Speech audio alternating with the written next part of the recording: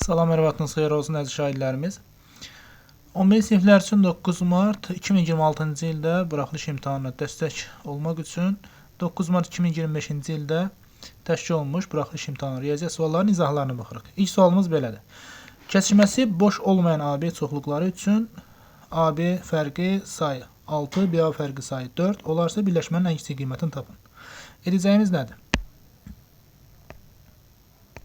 Venn diaqramı qeyd eləyək. Biri A, digəri B olsun.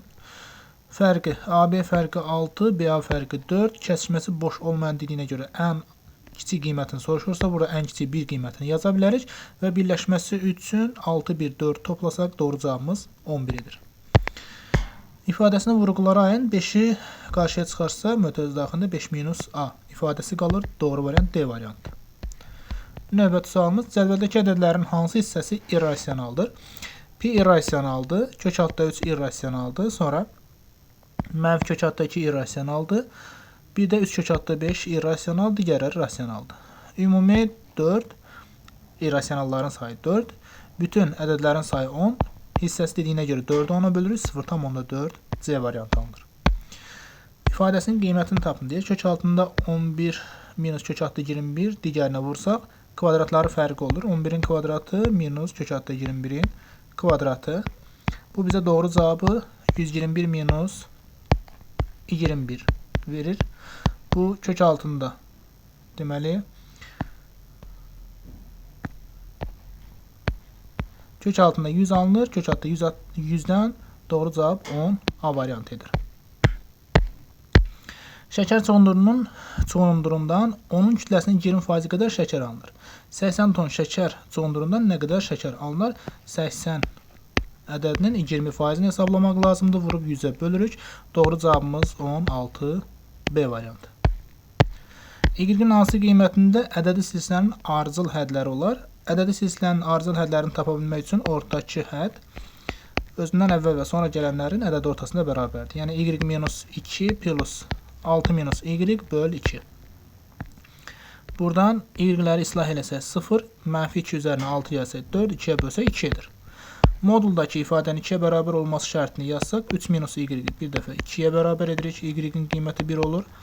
İkinci halda isə deməli 3 minus y-i mənfi 2-yə bərabər edirik. Y-in qiyməti 5 olur. Bizdən istədiyi y-in qiymətlərdir. 1, 5, doğru cavabımız D variantı.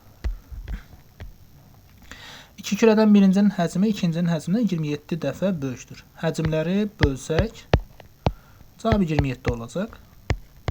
Həcmlərin nisbətini deməli yazsaq, nisbəti sadələşdiricidə radiusların kubları nisbəti alınır. 27-yə bərabər olduğu halda demək ki, 27 də 3-ün kubudur. Bu şəkildə sadələşdirsək, elə radiusların öz qiymətlərinin nisbəti bizə verəcək 3-ü.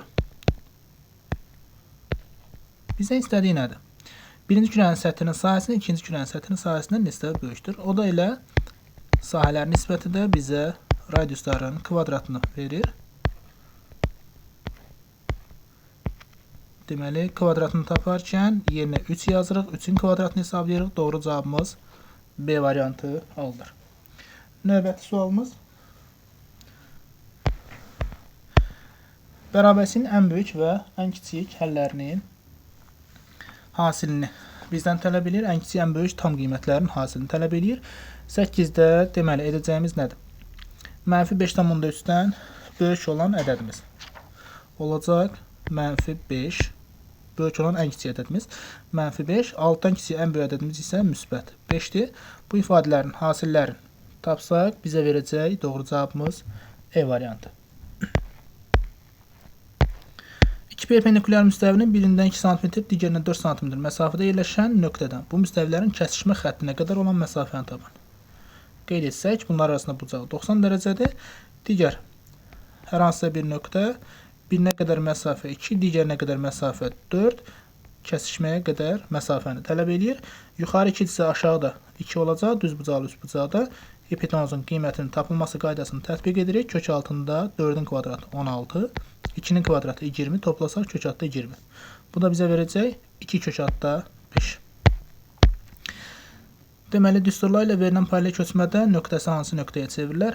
X ştriki tapanda -3 üzərinə 4 gəldik 1 eləyir. Y ştriki tapdıqda isə 2 üzərinə 1 gəldik. Doğru cavabımız 3 edir. 1, 3, E variantı.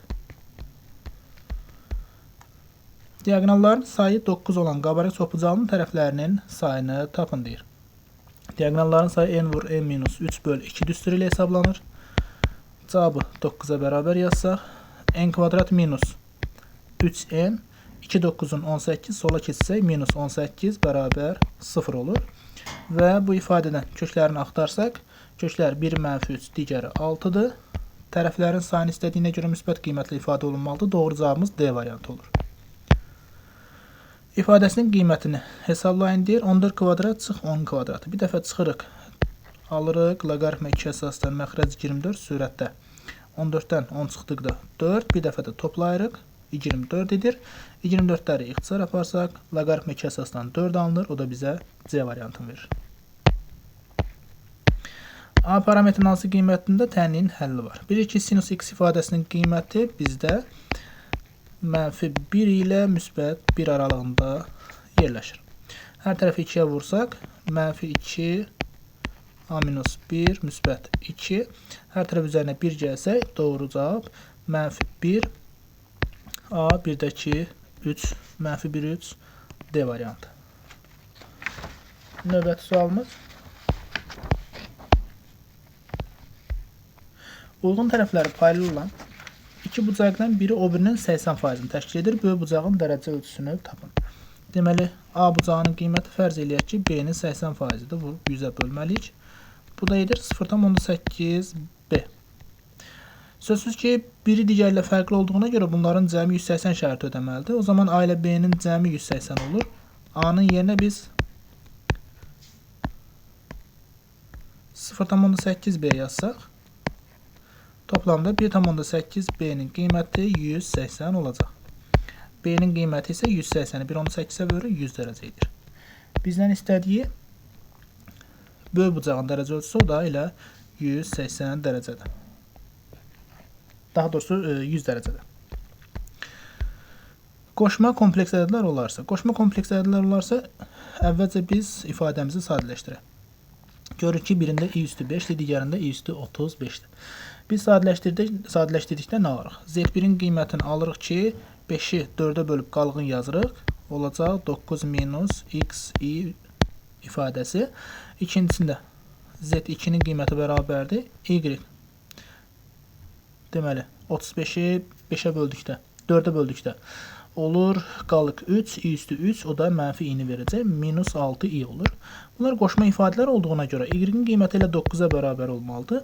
X-in qiyməti isə mənfi 6-nın əksi müsbət, daha doğrusu 6-nın əksi. Mənfi x bərabər olacaq. Deməli, 6-ya, bu da bizə verəcək x-in qiyməti mənfi 6. Cəmini istəyir, 9 ilə 6-nın cəmi bizə verəcək müsbət 3-ü. İfadənin qiymətini tapın deyir. 4 sinus kvadrat, bir də 4 kosinus kvadrat. 4-ü qarşıya çıxarıb sinus kvadrat plus kosinus kvadrat yaza bilərik. Bu ifadə bizə 1 verir. 4-ü 1-ə vurduqda 4. Deməli, bu iki ifadənin cəmi 4-dür. Bunu yazdıq. Sonra kosinus kvadrat. Tangens kvadrat ifadəsini sinus kvadrat bölünsün kosinus kvadrat yazsaq, kosinus kvadratların hasilləri edəcək. Deməli, ixtisar olacaq 1 qalacaq. Sinus kvadrat olur. Sinus kvadrat. Üzərinə əlavə edirik. Kosinus kvadratı 1-ə vuranda kosinus kvadrat eləyir. Və sinus kvadratla kosinus kvadratın yenidən cəmi 1-dir. 4-dən 1 çıxsaq, doğru cavabımız 3 alınır. Tənliyini həll edin deyir. 3 vur 5 üstü x ifadəsi üzərinə əlavə edirik. 5 üstü x plus 1, 5 vurulsun 5 üstü x deməkdir. Bərabər 200 yazırıq. 5 üstü x-ları orta vuruq çıxarsaq, 3 ilə 5 toplasaq, 8 vur 5 üstü x bərabər 200 olur. 208-ə bölsək, 5 üstü x olur 25. 25 5-in kvadratdır. O səbəbdən x-in qiyməti elə 2-yə bərabər olacaq.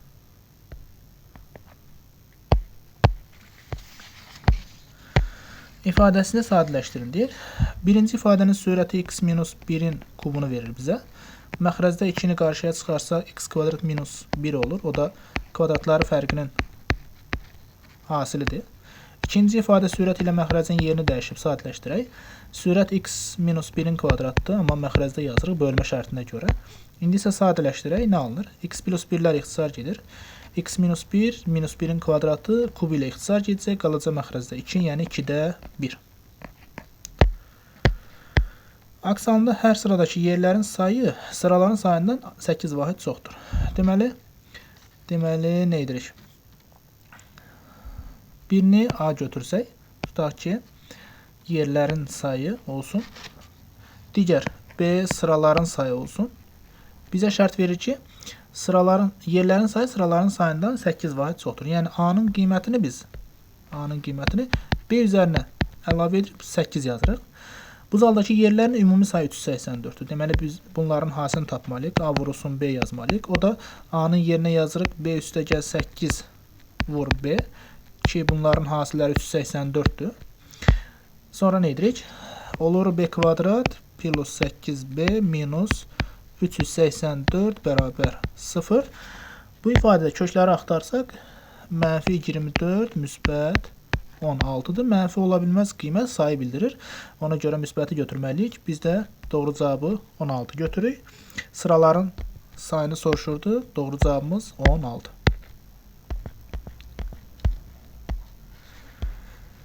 Düzbucaqda B təpəsindən AC diaqonalı B-in perpendikulyarı endirilib. AM-in qiyməti 9-dur. MC-nin qiyməti 16-dır.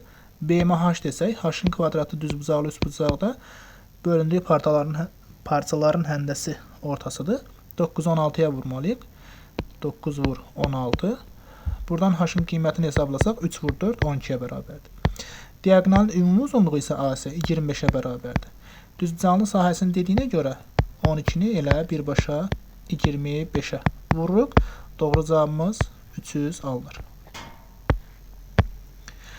Supermarketdə keçirilən uruş kampaniyasının çərçivəsində müştəriyə hər birində 5, 10, 15 dəyərində alış-veriş kuponlarını yalnız 1 olmaqla 28 zərf təqdim olunur.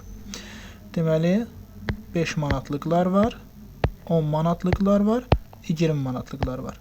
Birini A götürsək, digərini B götürsək, üçüncünü C götürsək, bizə deyir ki, ümumi 28 zərfdir. Yəni, A plus B plus C 28 olur. Sonra əlavə olaraq bizə deyir ki, 20 azenlik kuponların sayı 10 manatlı kuponların sayından 2 dəfə, sonra 5 manatlı kuponların sayından 16 ədəd azdır. Deməli, 20 azenlik kuponların sayı 10 manatlı, yəni B-dən 2 dəfə azdır. Buradan belə bir nəticə çıxır ki, B 2C-yə bərabərdir. Sonra 5 manatlı kuponların sayından 16 vahid azdır. Buradan 16 çıxırıq. İndi yuxarıdakı ifadədə yerinə yazıb sadələşdirək. A-nın yerinə yazırıq C plus 16. C plus 16. Sonra nə edirik? B-nin yerinə yazırıq 2C. C-ni olduğu kimi saxlayırıq. Bərabər 28. Toplasaq 4C. 28-dən 16 çıxsaq 12. C-nin qiyməti olur 3. C-nin qiyməti 3 alındı. Bunu yazaq 3. B-nin qiyməti 2 vur 3 6. A-nın qiyməti C plus 16, yəni 19 olacaq. Bizdən istədiyi nədir? Müştəri təsadüf seçdiyi 2 zərfdəki kuponların ümumilikdə 30 manatlıq dəyərində olması hadisəsinin ehtimalını tapın. 30 manatlıq ola bilməsi üçün yalnız 10 və 20 qiymətlərinə götürməlidir. 10 manatlıq olanlar 6, 20 manatlıq olanların sayı 3-dür. Edəcəyimiz nədir? Bu ifadəni sadələşdirsək, deməli, sürətdə kombinizon 6-dan 1 vurulsun 3-dən 1. Sonra məxrəcdə isə 28-dən 2 götürürük və bu ifadələri sadələşdirsək, kombinizon açılışını yazıb sadələşdirsək, 21-də 1 alınır. Növbəti sualımız. ABC üçbucağında AB, AC tərəfləri mərkəzi O nöqtəsindən olan çevrəyə uyğun olaraq KC nöqtələrində toxunur. Bucaq ABC 40 dərəcədir. Qeyd edək, bu bucaq 40 dərəcə. Sonra AC toxunan olduğuna görə aşağıdakı bucaq da 90 dərəcədir. Bu o deməkdir ki, çəkilən BC xətti çevrənin içəridə qalan hissəsi diametri ifadə edir. KMC qövsünün uzunluğunu, dərəcə ölçüsünü daha doğrusu tapın deyir. Deməli nə edək? KMC-ni bir alfa götürsək, burada bir kəsişmə nöqtəsi N yazsaq, KN qövsü olacaq 180 dərəcə. 180 dərəcə minus alfa. Deməli, bir toxunan bir kəsən arasında qalan bucağın qiyməti, yəni 40 dərəcənin qiyməti bərabər olacaq alfa minus 180 minus alfa, yəni plus alfa olur, bölünsün 2-yə. Buradan aldığımız ifadəni sadələşdirsək, 2 alfa minus 180 bərabər olacaq 80-ə. Yəni 2 alfamız olacaq 260 dərəcə, alfanın qiyməti olacaq 260 bölü 2, 130 dərəcə.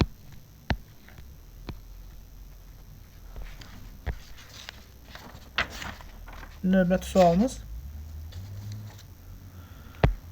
açışı şəkildə verilmiş düzgün piramidanın tam səthinin sahəsi 360 olarsa apofemin uzunluğunu tapın. Oturacağın sahəsi 100 verib, oturacaq düzgün olduğuna görə düzgün piramidanın açışıdır. Oturacaq kvadratdır. Kvadratın sahəsi tərəfin kvadratı ilə tapılır. Yəni A kvadratı bizə 100 verib. Sözsüz ki, A-nın qiyməti 10-a bərabər olur. Tam səthinin sahəsi deyir. Deməli, oturacağın sahəsini çıxsaq, yan səthlərin sahəsi 360 minus 100, 260 olur. Yan səthinin sahəsi isə P vurulsun H şəkli hesablanır. 260. Perimetr. Oturacağın perimetridir. Oturacağın perimetri də tərəf 10 olduğu halda 4 vur 10, 40-a bərabərdir. Hündürlüyün qiymətini axtarsaq, deməli, 2-də 1 BH. Edəcəyimiz nədir? Bunu bir də 2-də 1-ə vuraq. 260. Hündürlüyün qiymətini tapanda 40-ı 2-yə bölü 20 eləyir. 260-ı 20-yə bölsək, hündürlüyün qiymətini 13 tapırıq.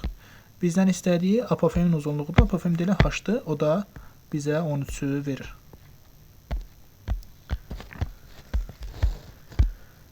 Cədvəldə bir qrupdakı tələbələrin boylarının uzunluqlarına görə sayıları haqqında məlumat verilmişdir. Bu qrupdakı deməli boyu 170-dən çox olan oğlanların sayını tapın.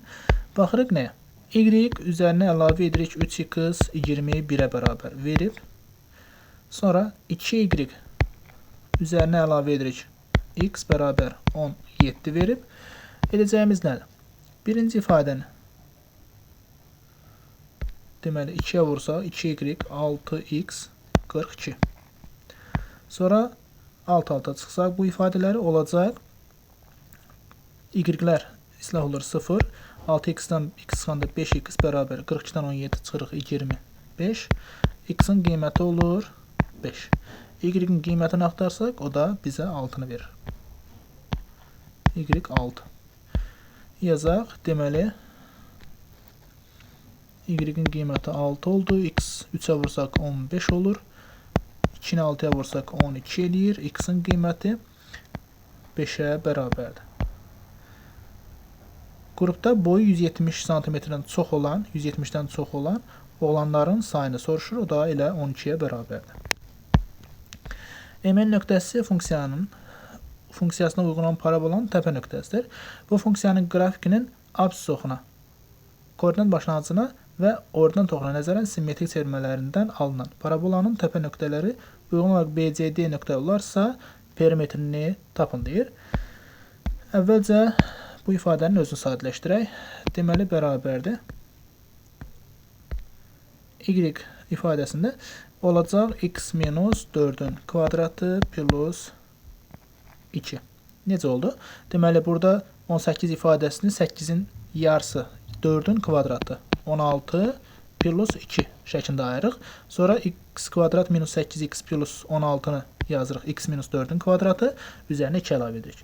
Buradakı ifadədən də kvadratik funksiyanın təpə nöqtələri vasitəsilə yazılması düsturuna görə təyin edirik ki, m-in qiyməti 4-dür, n-in qiyməti 2-yə bərabərdir. Sonra, deməli, artıq biz A nöqtəsinin quracağımız düzbucaqda A nöqtəsinin koordinatlarını təyin elədik. 4 və 2. Digər B, C, D nöqtələrinə diqqət edək. Onların tapılması üçün hesablama aparaq.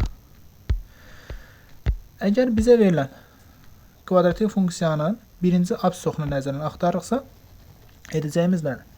Y-in yerinə mənfi yazaraq, yəni mənfi y bərabər x kvadrat minus 8x plus 18 yazaraq sadələşdirməkdir. Buradan y qiyməti olacaq mənfi x kvadrat plus 8x minus 18. Bunu sadələşdirsək olacaq mənfi x minus 4'ün kvadratı minus 2. İzahını biraz əvvəl yuxarıda vermişdik. Deməli, burada təpə nöqtə 4 mənfi 2 olur.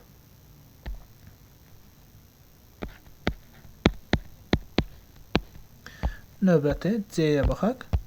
C koordinat başlanğıca nəzərə alınır. O zaman bizim edəcəyimiz nədir? Biz həm y-ə, həm də x-ə əks qiymətlər yazıb hesablamalıyıq. O zaman olacaq mənfi x-in kvadratı ilə müsbət x kvadrat verir. Mənfi 8x idi. Mənfiyə vursaq x-in yerinə yazanda müsbət 8x olur. Üzərinə əlavə edirik 18-i. Bu bizə verir y bərabər x kvadrat mənfi x kvadrat minus 8x minus 18. Və sadələşdirsək alırıq. Deməli, mənfi x plus 4'ün kvadratı minus 2. Bu koordinatların təpə nöqtəsi də olur. Mənfi 4, mənfi 2. Mənfi 4, mənfi 2. Keçək digərinə baxaq. Bunu düzbucaqlının koordinatların təpə nöqtələrinə əsasən də təyin edə bilərik ki, 4-cünün koordinatı mənfi 4, mənfi 2 edir. Amma hər ehtimal üçün funksiyanın özünü yazıb sadələşdirə də bilərik. Növbəti bizə ordinat toxunu nəzərən deyirdi. O zaman x-in yerinə əks qiymətləri yazırıq. Y bərabər olur. Mənfi x-in kvadratı yenə də x kvadratdır. Mənfi 8 vur mənfi x olacaq plus 8x plus 18. Sadələşdirsək, bu bizə verəcək x plus 4'ün kvadratı plus 2. Yəni mənfi 4, 2'ni buradan almış olduq. İndi bizdən tələb etdiyi nədir? Bu dördbucaqlının perimetrini tapın deyir. Dördbucaqlının perimetrini taparkən n-ə diqqət edək. Əgər bunların absisləri eynidirsə arasındakı məsafəni tapanda 2-dən mənfi 2'ni çıxıb modulda yazmalıyıq. Yəni qısaca 4 eləyir. Əgər ordinatları bərabər olarsa A ilə D arasındakı absislərin fərqinin modulunu yazırıq. 4'dən mənfi 4 çıxıb modulda yazırıq. O bizə verir 8'i. İndi düzbucaqlının tərəfləri 4 və 8 olarsa perimetrini tapanda toplayıb 2'yə vurmalıyıq. 2 vur 8 ilə 4'ün cəmi 12. Doğru cavabımız 24.